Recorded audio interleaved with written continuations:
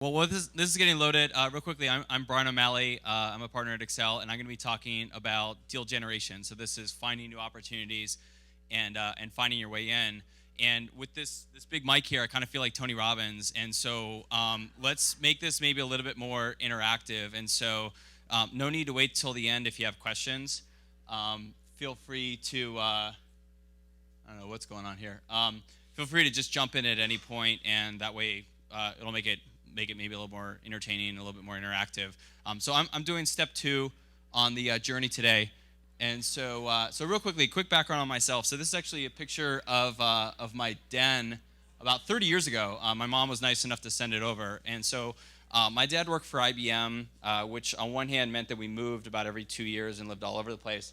But on the other hand, meant that we got access to computers really early on. And so I was fortunate to grow up around computers, started working as a developer at Motorola when I was in college, and then ended up just falling in love with startups and helped start a couple, and then was an early employee in a third before I got into venture. So quick background on myself.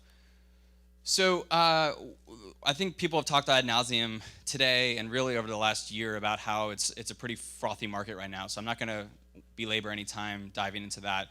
But when it comes to deal sourcing, it creates kind of two complexities. So the first of which is that there's a ton more companies, right? So there's a lot of people getting started. There's a lot of angels that are funding a variety of different companies. And so there's a lot of volume that you need to find some way to sift through. The other thing is you now have a lot more channels to find out about who's doing well. So when it comes time to find out who's actually performing better, those companies get a lot of attention very early, and so it can be that much harder to actually get in the door at those companies. And so once you find them, you got to find your way in as well. And so those two things make it a little bit more complicated along the way. So the best way to go after it is really to find your own place to fish. So instead of going after all the companies that everyone else is going after, all the trends that everyone else is already thinking about, think about new market opportunities, think about contrarian ideas, think about different geographies. Because at the end of the day, if you can go out there and be the first or the only investor to reach out to someone, they're certainly going to take your call and they're going to spend time with you. So one of the companies I got involved with early on is a business called In Situ, and this was maybe 10 years ago, and it's a drone business. And this was long before venture people had any interest in drones. And they're based about an hour outside of Portland, middle of nowhere. They sold a lot into military, oil companies, mining businesses. And I reached out to one of their angel investors, this guy who's a very prominent entrepreneur in Seattle, was invested in lots of really interesting companies. And he wrote me back relatively quickly. And the only reason why was that I was the only one who pinged him on that particular company. So people would reach out to him all the time. They'd ask him about all of his other investments. And a lot of times he probably wouldn't get back to them. But this company actually ended up being his favorite, and was one that I pinged him on, and we started a dialogue, and about a year later we ended up investing in it. So one of the other nice things that's available now is that there's just all these tools. So 10 years ago, you need to look up these arcane regional business journals. You need to go kind of dig up where you could find things. Now you've got tools like Product Hunt. You've got Angel Lists that help source things for you. You've got LinkedIn. You've got things like Reportive that help you track down people's emails. And so there's a lot of tools available to figure out what's interesting and figure out what you need to get in front of. But something that can be really dangerous is just this concept of looking at things because they're interesting. One of the great things about being an investor is that you get to essentially learn as a job, and that's your full-time job, is figuring out new things and being one head around the curve. But it doesn't make sense to do that around things at the end of the day you individually or your fund are never going to actually write a check for.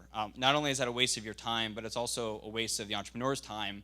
And that can ultimately get reflected back in your reputation that you just kind of kick the tires and don't really ever get there. And so In Situ was a unique situation because not only was it this drone business, but they had a very efficient channel to market. They sold predominantly through Boeing, and they had a much more capital efficient way of deploying. They sold the planes essentially as video as a service. And so instead of having to sell hardware and all the kind of crazy procurement process that would go into that, they were able to get to a business model that's much more efficient. And that was something that made it venture fundable, whereas a lot of the other guys in their space ultimately wouldn't be. Another thing that I think a lot of people waste time on is just kind of networking for the sake of networking. There's an event going on just about every single night out there. It's really easy to be busy. but busy doesn't always mean productive. And so when you think about events, think about what is the actual purpose for why you're going there. What are you going to get out of it? Because the reality is that investors don't just go tee up their best companies to you because you met at a party.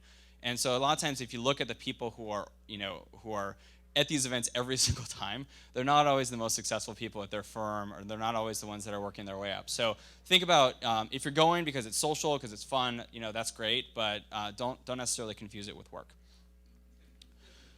Yeah, sorry about that.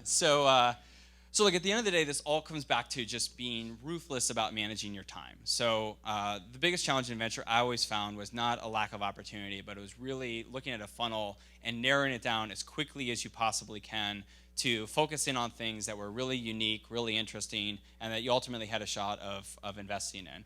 And so this will come up again because this is kind of like the core thesis, but just be very thoughtful about your time and how you're allocating it. So look, it's great when you find things that are off the beaten path, but as I said before, the reality is that a lot of companies are already pretty well known. They already have something that's been written about them. Maybe they got into YC, maybe they got into 500 startups, and so there's already some filtering process that has played out, and so you're not necessarily the first one to give them a ring. And so that doesn't mean you need to just avoid these companies, but that means that you need to be a little bit smarter about how you actually get in. And there'll be bonus points for whoever can name all the background images at the end. So we went to the archives for a couple of these. So like the first thing, Finn, this one's for you. So the first thing is like you gotta stand out from the crowd. And a lot of times people talk about contrarian. Kate actually had a slide with the one light bulb that was up versus down. But it's much better to be polarizing in venture and maybe you only have 10% of people really love you and the other 90% think that you're a complete idiot versus have 50% think that you're okay. And the reality is that it's not a popularity contest. It's not about having a lot of people like you. It's about having a select group of entrepreneurs want you to be the one person that they're going to work with. And that comes from being a little bit different from the rest and, again, focusing in your efforts on a few people. So how do you stand out from the crowd? So the lesser you're known, the smarter you need to be. So if Jim Breyer were to send out a cold email to just about anyone in entrepreneurship, they'd probably get a response. And that's because he's been an incredibly successful investor for decades, and so he's kind of earned the right. The more junior you are, the more that you're an angel who maybe doesn't have a particular track record already, you need to just be that much smarter. And so it's not an excuse that you're not known. It's not an excuse that you don't have the right sort of network in. You need to over-rotate, and you need to know that much more about the market. You need to know that much more about the particular company. You need to know that much more about the people who are actually behind the business. And this is one of the things I always think is really funny. If you go to like any venture capital firm website, and I'll throw Accel in the bus as well, they're just not differentiated in terms of the way people think about themselves. So if you reach out to someone, don't tell them how much money you have under management, right? Like a lot of people have a lot of money under management. Don't tell them that you've been around for 30 years. Like it's great that you've been around for 30 years, but that doesn't necessarily mean that you're relevant, especially when you talk to younger entrepreneurs that think that like makes you their dad's venture capitalist. And so if it's something that 3 other people can say the exact same thing, then don't bring it up.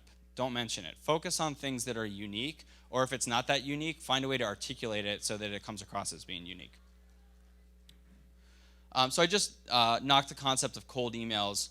At the end of the day, I think the right cold email is way better than a tepid introduction. You've got things like LinkedIn out there where people are connected to 1,000 different folks, many of whom they haven't seen in years. And so instead of waiting around to try to get an introduction from someone who potentially knows someone, and in some ways you might be missing the window on an opportunity, go ahead and reach out to them directly. And this is actually a real email sent by a real associate at a real venture firm. And I don't know if you guys can see it, but this is actually a pretty big screen. But look, don't just say that you wanted their time. Don't just say that you're interested in a market. Don't mention 5 companies you invested in that have nothing to do with it. This goes back to the intelligence side of things. Pass the basic intelligence test, because a lot of times these emails are actually read. A lot of times they actually get forwarded to the existing board members because they're kind of funny. So realize these emails are getting read and that some of them are getting responded to. And the ones that are getting responded to are the ones that actually provide unique insight versus just kind of cut and pasted something that they read in TechCrunch. So look, if you can win with intelligence, that's great. But the next best thing is to have people like you. So at the end of the day, entrepreneurs spend a ton of time with their investors. This is a very long-term relationship, and so and they want to be with people that they like. It's just natural human nature. So one of our partners, this is a great story. He was courting this company that was in Utah. As those of you know, BYU football is a relatively big thing in Utah. So he watched BYU football games for an entire season just to understand who the players were, who had a good season, who didn't have a good season. So when you could talk to this entrepreneur, they could kind of riff on what the coach was doing or what kinds of things were going on behind the scenes. So it drove his wife mad that every Saturday he was sitting there not just watching football, but watching BYU football for a team that he had no actual affiliation with. But that got us in the door, and that ultimately I think is going to be a really, really interesting investment. So a lot of people forget this, right? Companies have lots of people. So CEO is getting lots of inbound emails from different investors. You don't want to be one of the 15 emails that's just sitting in their inbox. There are other people that work at the company. Product people tend to love talking about markets. Salespeople tend to love talking about just about anything. And so just go ahead and reach out to other people in the org. If you're the only investor that reaches out to someone who's mid-level, odds are they'll be intrigued enough that they'll take the call. You can learn something, and then you can rotate back to the management team now that you have a better understanding of what's actually going on behind the scenes of the company. This is another thing. I talked a little bit about email before. So the good thing about email is it is a direct channel into people. The bad thing is that there's essentially that email has the ability of being infinite, right? There's concepts of mail merge, which are great when you're sending lots of emails. They're not great when you're receiving a whole lot of emails. And so when you think about it, what can you do to have your contacts stand out and to show that it's actually a company that you care more about? This isn't one of 100 notes that you're sending out any given day. And so it can be as simple as just saying, hey, this is the only company I'm reaching out to this week, this month, whatever. Or it could be as advanced as taking the email, printing it out, writing a handwritten note, and then FedExing it to someone where you know it'll end up being on their desk. And so thinking about scarcity in the internet world where things are ultimately infinite, things are essentially free, and how can you show someone that this is a company that you're particularly excited about? So sometimes that doesn't work, right? So you can watch the football games, you can know everything about a market, and sometimes that's just not quite enough. And so one of my other former partners had this phrase where he would tell people that he was irrationally interested in their company. And this is something that like most venture people pride themselves on being rational and being thoughtful. But at the end of the day, a lot of entrepreneurs want people to be irrationally excited. It's going to translate into a better price. It's going to translate into someone who's really passionate about the company. And it was funny, when Andreessen Horowitz came on the scene, and I think it was 2008, a lot of investors kind of stuck their nose up because they had the reputation for just paying crazy prices for things. Well, if you fast forward several years, that actually got them into several really good companies. And it also got it so that a lot of companies wanted to go pitch them, because even if it didn't materialize in an investment, they knew they had a shot for someone who might pay an irrational price. So if all else fails, signal irrationality. So I interviewed at another venture firm before I originally got into the business, and it was funny, one of the guys there was known around the office because he had pinged a company 78 times before the guy actually replied back. And I thought this was this great story. I was like, oh, which company is this? Like, you know, where is it on your wall of fame? And like, oh, no, they never raised money. And I just thought it was like this really funny story that highlighted something that I thought was a big disconnect. Because if you're really persistent and if you're spending all this time trying to track someone down, but they're never going to take money or they're never going to take it from you, be more thoughtful about your time, right? Persistence just for persistence sake doesn't actually pay off in the long run. Okay, so through all these tactics, you're now in a position where you got the meeting, you're going to see them, you're going to figure out what's going on. Well, the first thing you want to do is don't ask people to come to you. I always think this is hilarious. I'll have one of my popular companies, and people reach out, and they're like, oh, well, come down to Sand Hill Road to see us. And as anyone who's dealt with the traffic recently, it's just the worst way you could possibly sell into any company is to ask them to come see you. And not only that, you lose a lot of intelligence about what the actual culture is like. Are the sales team, are they all just sitting there playing ping pong, or are they all on the phones? I showed up at one company once on a Friday, and I was like, where is everyone? And it turns out Friday at 2 o'clock, they have movie week, where every Friday at 2, they all go and watch movies. And so like that was something that was a total red flag from my perspective, and just highlighted that the culture maybe didn't have as much drive. And so that was something that I would have never learned if I hadn't actually gone and visited him. So get in your car, deal with it, and go see people. The second thing is when you're in front of people, this is an amazing opportunity to highlight what you actually know about a particular market. So don't show up unprepared. A lot of times entrepreneurs will look at the questions you're asking as a basic intelligence test for how much do you understand their business. And when they're dealing with you later and you're on their board, are they going to be spending all this time educating you on very basic concepts, or are you actually going to add to the conversation? And so, thank you. And so it's really important to show up, have something insightful to say, and at the end of the day, have the entrepreneur leave that meeting where that was a good use of their time, even if you never end up investing, because then they'll want to spend more time with you. And then if you pop up in someone else's company that they know, they'll have good things to say about it being a good use of their time. So ultimately, today, as I said before, things are very frothy. If you like a company, if people like a company, it moves incredibly fast. And so this goes back to this focusing element where when I first got into venture, it would be one thing where you would meet a company, you'd like it, and then that would mean that you would schedule a meeting for the next week. And then if you like that, you'd almost operate on this weekly cadence. And now the way it works is if you like something, you really need to jump on it, because if you don't, someone else will. And so go ahead, blow up your schedule, focus on it, and at the end of the day, if you want to win those hotly contested opportunities, you almost need to just constantly be in front of it. One of my partners is famous for, he's got the saying of just kind of sucking time, right? And so you want to think about over the last 72 hours before someone signs a term sheet, how are they spending more time with you, or are they spending more time with someone else? And that's a likely indicator for whether they're going to go with you guys or whether they're going to go with someone else. And this gets back to, again, this concept of managing your time. And this is something that I look at a lot of people who have been successful in venture, and not only do they work hard, but that's kind of a prerequisite these days, they're also very thoughtful about how they spend their time, who do they meet with, and how do they focus in on maybe 5-10 companies any given year that they're really excited about. Because at the end of the day, you want to be someone's favorite versus just be on the radar. So last thing I'll say, there's really no points in second place. Being the runner-up in venture doesn't help. Being the person that called Uber and knew that it was going to be really successful before it was successful, but didn't invest, that doesn't really matter. Being second place, looking at Slack, that doesn't really matter. So you need to ultimately be the ones that are the chosen partner. And the nice thing is, an earlier stage at the angel level, they're going to choose multiple people. But as you get into the Series A and beyond, it's typically one new group that gets introduced every single time. And so go ahead and don't be afraid to, again, be a little bit contrarian, say things that might piss off some people but might get other people to really resonate with you, because you'd rather have some people love you than have everyone like you. So that's that. So I think we've got a couple minutes for Q&A. This is a surprisingly quiet crowd, but I guess that's okay. So does anyone have any kind of thoughts, questions they want to add into the discussion? Yeah, in the back. How much hunting do you actually do, i.e., how much outbound versus inbound, being in at Accel? Yeah. So let me repeat the question for. So the question was, how much hunting do we actually do?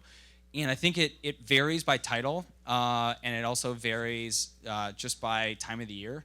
And so a lot of times you'll have an entire week where you don't really get to spend any time looking at new stuff, just because one of your existing companies is raising, you've got a lot of board meetings, you're just in the middle of something else. But then you have other weeks where you maybe get to spend 20-30% of your time. And the big delta is when you're a junior person in a venture org, you maybe get to spend 80% of your time out finding things, whereas when you're more senior, you maybe spend 10% of your time. But you need to be just as efficient, even though you have way less time to spend on it.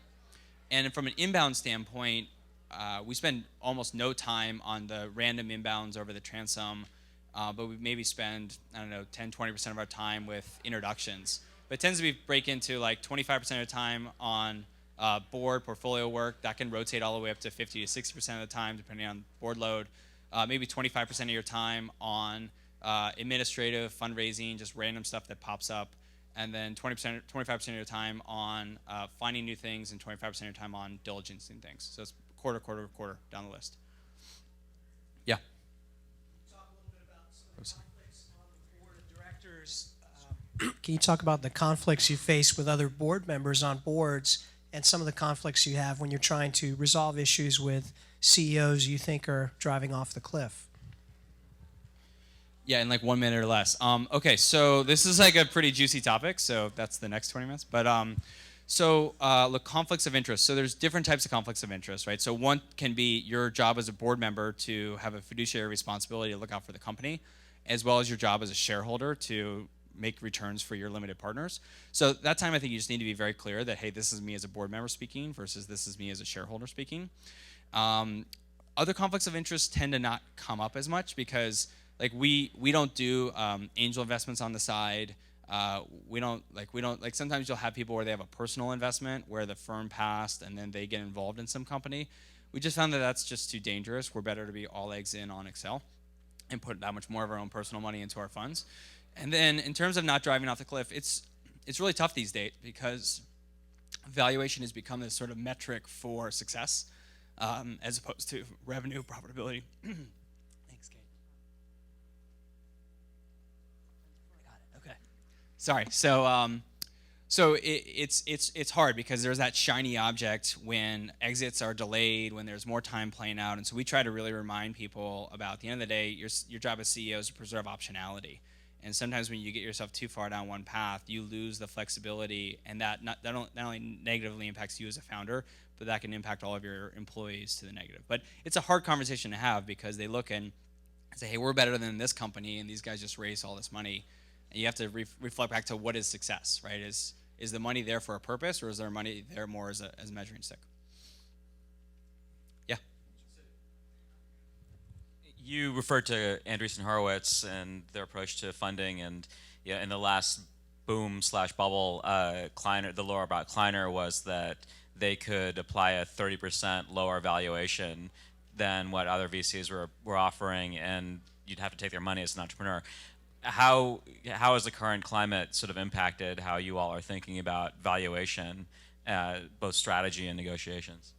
Yeah, sure. So I think, first off, I think Andreessen has evolved their strategy where they used to very frequently be the highest bidder, and now they still are that case, but not always. But I think that was their market entry strategy, which I think if you look at how much they've grown in a short period of time, that was a really good move. Look, I think there's the reality now where sometimes we think that we deserve a discount, and other investors probably think the same thing, and we're just not going to get it.